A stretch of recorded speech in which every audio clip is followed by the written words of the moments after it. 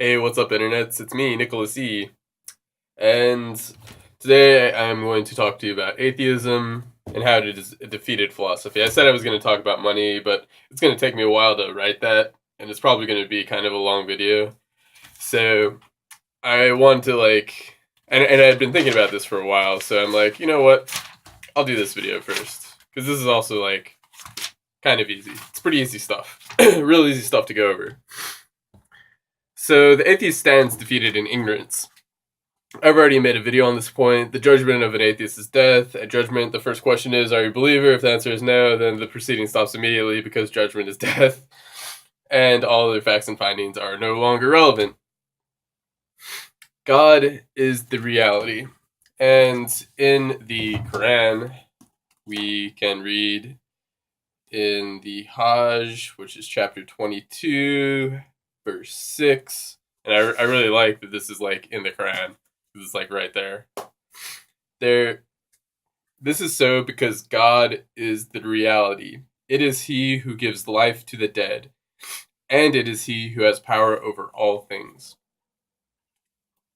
So I just love how that's right in the Quran. And you can pick up the Quran and be like, oh, hey, God is the reality. God is the only real thing. Anything that is not God is not real. This is an axiomatic statement. Anything that is not God is not real. God is the only real thing. And that statement stands alone. I don't really need to expand upon it. You could figure this out for yourself, really, because this is just a logical conclusion. if you deduce everything and if you write out an equation or write out a proof, God is the only real thing. But I'm going to expand upon this on this idea anyway, because that's what this video is for. And remember, I say this as the Santa Jesus Claus Christ, as Santa Claus. I say this as the Santa Claus that lives on Santa Claus Lane, right? I say this as Santa Claus that looks like Jesus Christ that lives on Santa Claus Lane. Anything that is not God is not real. And we need only think of a work of fiction for me to explain this idea. And let's use Game of Thrones as an example. So a character is killed off or dies or is murdered in Game of Thrones. So say a character is murdered in Game of Thrones. Do we hold a trial here on Earth for that murdered character in Game of Thrones? No. Why would we hold a trial for a fictional character killed in a fictional world? Right? Why would we do that? Or say that a player kill a character in Ultima Online or World of Warcraft. Do we hold a trial for murdering a video game character? I play a lot of Counter-Strike Go. I kill a lot of fake video game characters in Counter-Strike Go. Am I going to be held at trial? Am I going to be taken to trial on Earth for killing characters in a video game? Nope, because to us, it is not real. It is not reality. We do nothing to hold these fictional characters accountable, right? And we humans consider the realm we are in to be inhabit to be real, and the crime that happens here to be real. But reality is with God and God's sovereignty. God is what is happening. To be a son of God is to be the son of the only real thing. So when someone says, I'm an atheist, my immediate reaction is I don't think you know what you're talking about. I don't think you actually know what that means. And this kind of goes back to a human being's general intelligence being kind of low. I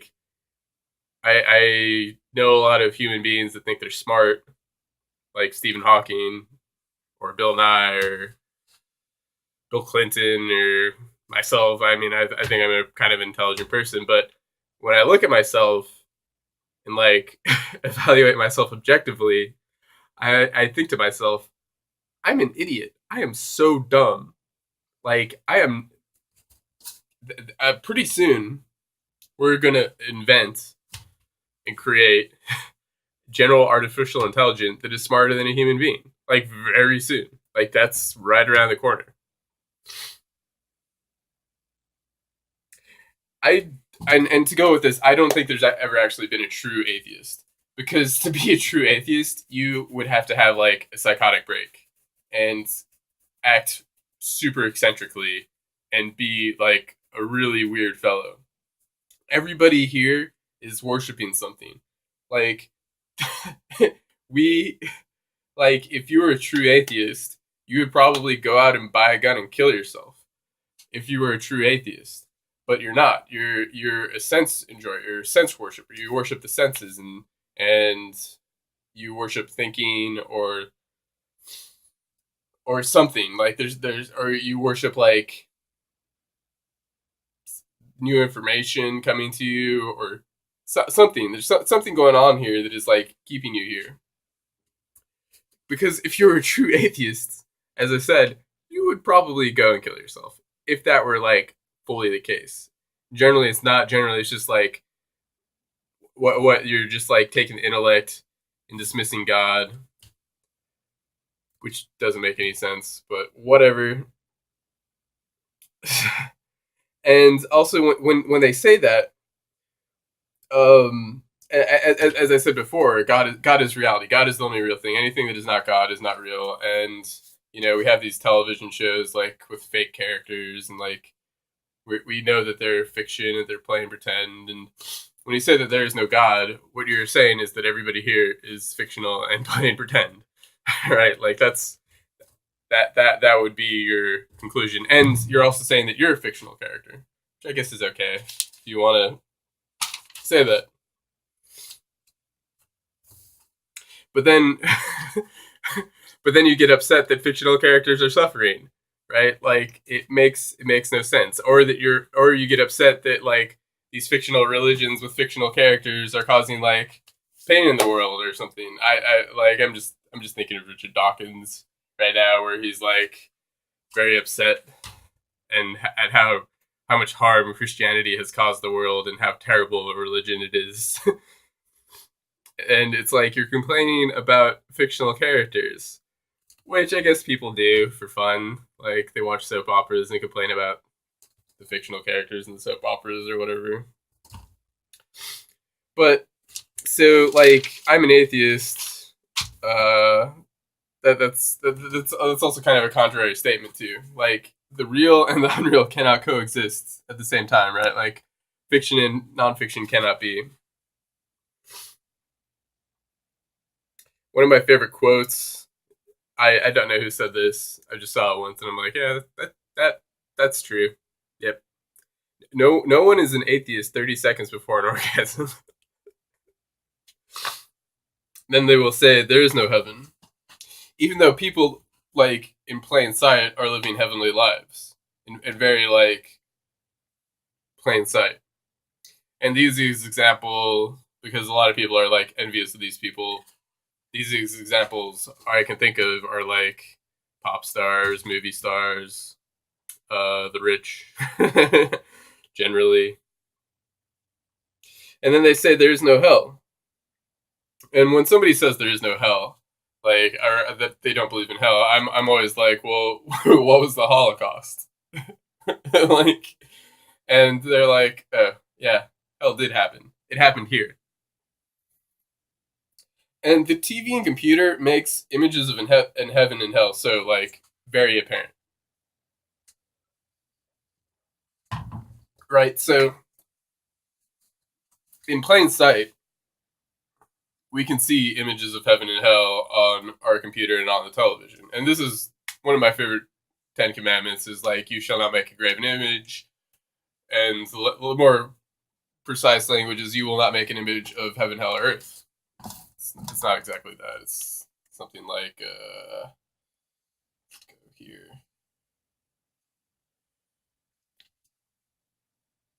You shall not make for yourself an image in the form of anything in heaven above, or on the earth beneath, or in the waters below.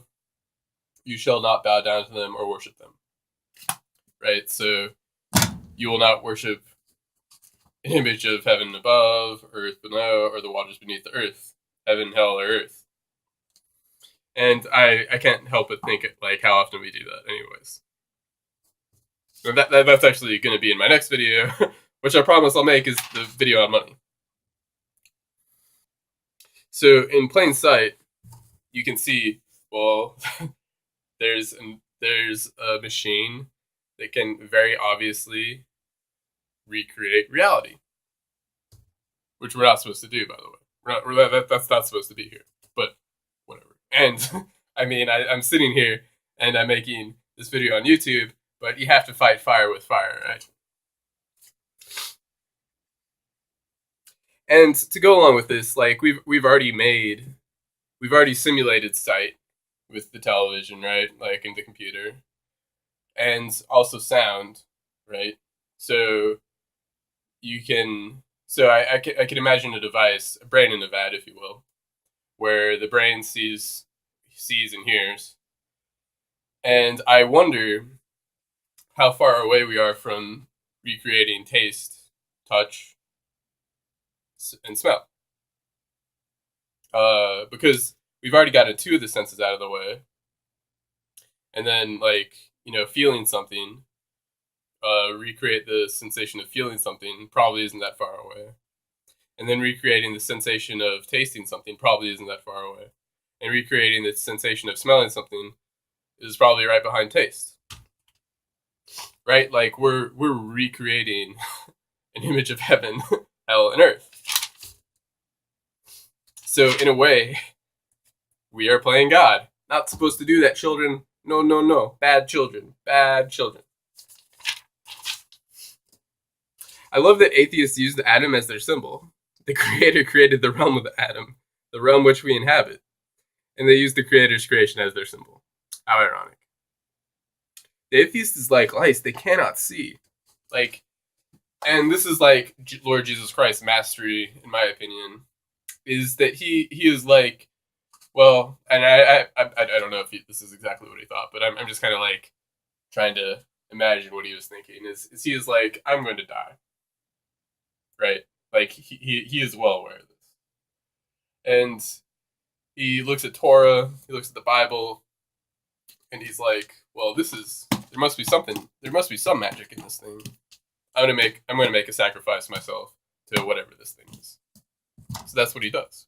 He sacrifices himself to this God.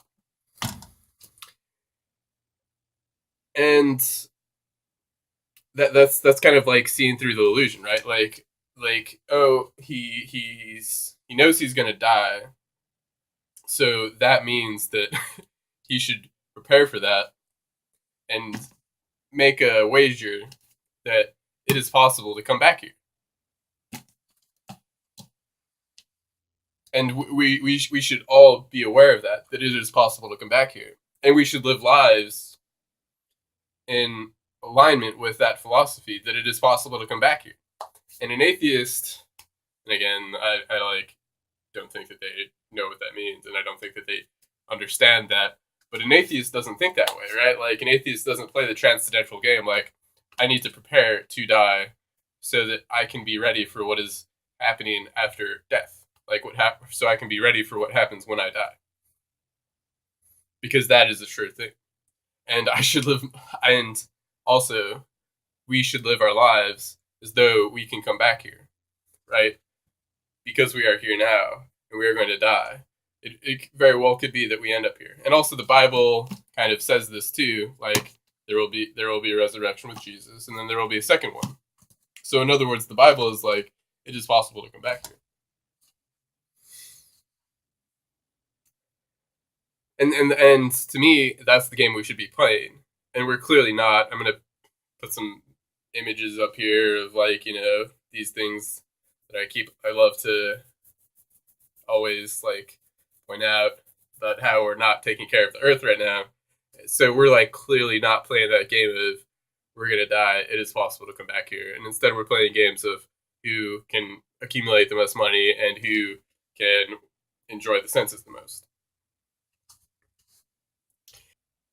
And like I'm gonna throw up some more of these articles. Like I look at the situation and I'm like, I don't want to come back here. If this is the trajectory we are on, like, please stop harming the planet. For the love of God, please stop harming the planet. And to me, this is like why the Torah is sent, is because God knows that the mind up here is like a natural disaster. The human mind is like creates a natural disaster. And we are in the midst of a natural disaster. Yay. So these are games that the atheist doesn't play. Is the transcendental, like I'm going to die, because I am here and because I'm going to die, it very well could be that I come back here. So they are bad at games. The atheist is bad at games, and the universe is constantly regenerating and renewing itself. The idea that anything dies is kind of silliness. And that's also the other thing is the atheist doesn't play for is like, I should worship the Lord because I should be like, God, please send me to heaven. I want to go to heaven. I want to be in your presence. Please, I want God's sovereignty. Please, please, please, please, please, God's sovereignty. Please, that's all I want. Please, God's sovereignty. Please, please, please, please, please. Please, please, please, please, please. The atheist doesn't beg for that, which is what they should be begging for. Especially given the circumstances that they're in. Like, if you look at the planet Earth, it's a natural disaster. Like, you should be begging for God's sovereignty. Worship is why, and this permeates the universe we are in. Theists sometimes have difficulty seeing this, but an atheist has no chance. And I think about like, oh, I'm gonna go have a chocolate shake. Why? Because it tastes good, right? Like I like that chocolate shake. It's delicious. It's so good. I'm kind of like worshiping the senses, right? Or like I'm gonna go have some coffee. Same thing. It's like sense worship. I'm gonna go play video games. Why? Because video games are so amazing. They're so fun. So we're kind of like worshiping the senses down here. The sight, the sound. I'm gonna go listen to a CD because I like listening to music. I'm gonna go eat. I'm gonna go touch something. Sight, hear, taste, see, feel, smell. I'm gonna just go smell a flower because flowers smell so good. Oh, video games. I like playing video games. I like reading. I like talking about God. Like, these are all things that I like. And liking something, worshiping something, right? You worship what you like. TV, so entertaining. Movies are amazing. And the atheist has like no chance in seeing the worship around them and the worship that they are essentially bathed in. Without faith, one cannot understand why they're in a realm where they live just to die and experience pain, suffering, disease, and death. They're blind to their sin. So, like, we're in a realm where we will die, and disease and suffering and pain are all very apparent. So,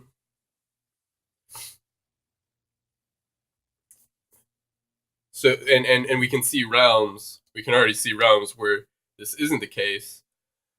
Video games mostly. So, if we don't have any faith, then we can't ask the question, why am I in a realm where I'm going to experience disease, death, and suffering? Right? Like, if you can't ask that question because you don't have any faith, then you are blind, right? Like, and this is like another thing. Heed the naysayers. They are blind. They cannot see. They will lead you astray. Without faith, one cannot appreciate what has been done for them. And I look at the world and I essentially evaluate the situation, and I am like, nobody here has like done anything. It's all done for us in a way. I mean, yeah, sure, we have to work, and that can be kind of hard for us. We have to like learn skills. Oh no, how terrible. But if you think about it, Like, we're on a planet that is essentially like already moving. Like, it's already going. Like, everything here is like already firing. You know, like, we got lots of TV shows to watch, lots of books, lots of culture, lots of education. The food is good. The clothes are good. The there's work. There's gym. There's music. There's entertainment. Like, this place has a lot of stuff. Just like, it's already going. Thank the Lord. Thank you. That's so nice of you. Science is fantastic. Technology. So without faith, we can't appreciate that. The wine is good. I don't drink wine because I'm Nazarite, but like, wine is delicious. Coffee's delicious. There's all these great things around us, and without faith, we can't like appreciate all of this and how beautiful it is. And without faith, like I said, we one can't understand why we're in a realm where we experience suffering and disease and death, right? Like, and the realm where that doesn't happen is made like plainly obvious thanks to the computer. Thank you, computer. Where we can see other realms that are just already made, right? Like, you go and look at World of Warcraft, it's like, oh, hey, look, it's World of Warcraft. There's already a realm that exists where they don't have disease in that realm, per se. So it's like, well, why are we in a realm where there's suffering and disease? And to go along with this, like, you can make a character in World of Warcraft that will live longer than any human being will, right?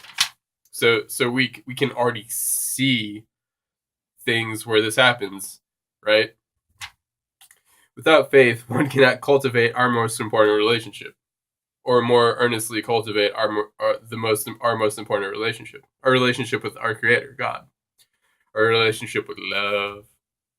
To be a son of God is to be a son of love, right? Like, because God and love are very similar things. So, what am I trying to say here?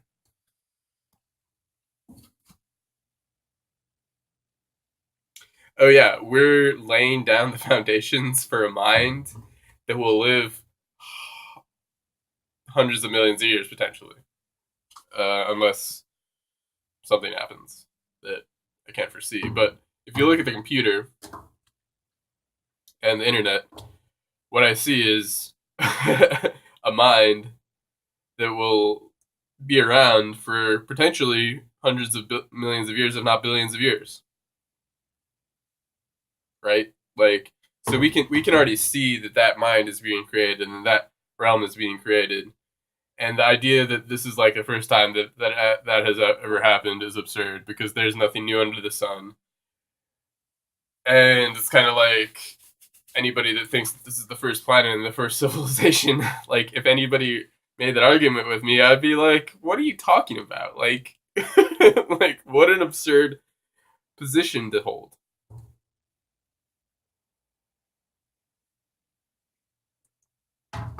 So because we know that this is not the first civilization, or the first realm, or the first mind that's existed for hundreds of millions of years, and that time is a construct, like, if we understand all of these things, we should know that, like, God, Jesus, God. Yep, okay.